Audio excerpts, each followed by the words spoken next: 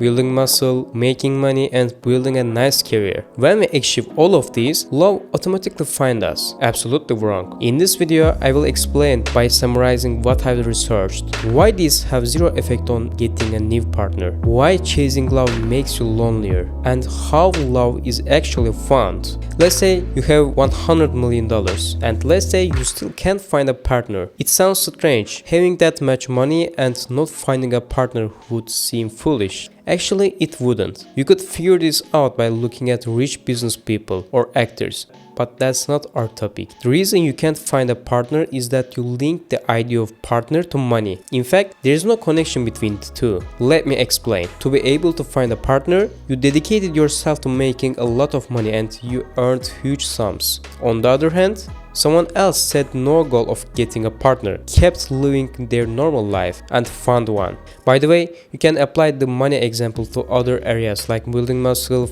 becoming famous, or building a career. No matter. So, why in this example does the man who tries to make money end up alone, while other man who makes no effort finds love? Because this ordinary guy was himself. He was natural, but the man already fixated on finding a partner. When a woman came along, behaved not naturally, but in ways to get her, just like trying to make money. When a potential partner came to both of them, one was ready for a relationship and other wasn't. The question you should ask here is not why can't I find a partner, but why do I feel the need to find a partner? Maybe you said the problem was my career is very bad and you fixed your career, and then you thought I fixed my career but I still don't have a partner. Why? Because the reason is believing that fixing your career will bring you a partner. The couples you see online or your friends having partners made you feel that. You also need to find a match. The problem here may be that you identified the fault incorrectly.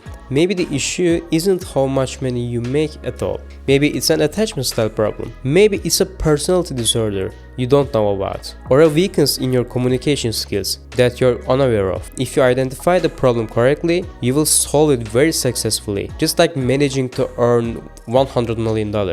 And when you correctly identify and fix the problem, when a candidate appears, you can have a partner. But of course, for a candidate to appear, you shouldn't isolate yourself from the world. Not socializing, not seeing your friends, or not being in places where you can meet new people can also keep potential partners away. When a candidate appears, you can have a partner. So treat the chance of meeting such a candidate as a problem too. Address it and solve it. And don't make any effort beyond solving problems just to find a partner.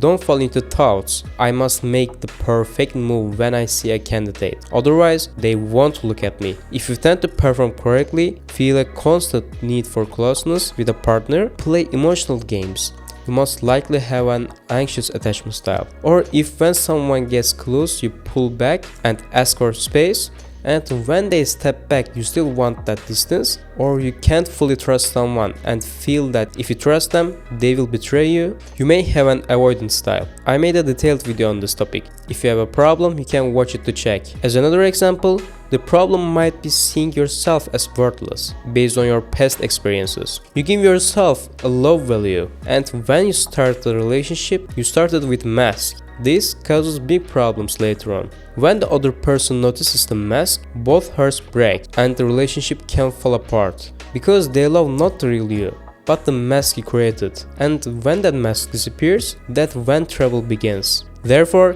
you need to change your thought patterns. Instead of going toward ideas like I am worthless, nobody will want me, asking why do I think like this may help. Sometimes, after negative events, you get caught up in their effects and assign yourself the role of worthless. But after the situation passes, that label can stay on you and affect your life. Therefore, instead of automatically accepting these beliefs about yourself as true, you should learn to question them. You can ask, am I really worth this? Or did something I experienced in the past make me feel this way? And then I believed it. Once this awareness arises, you can start rewriting your story with small behavior changes.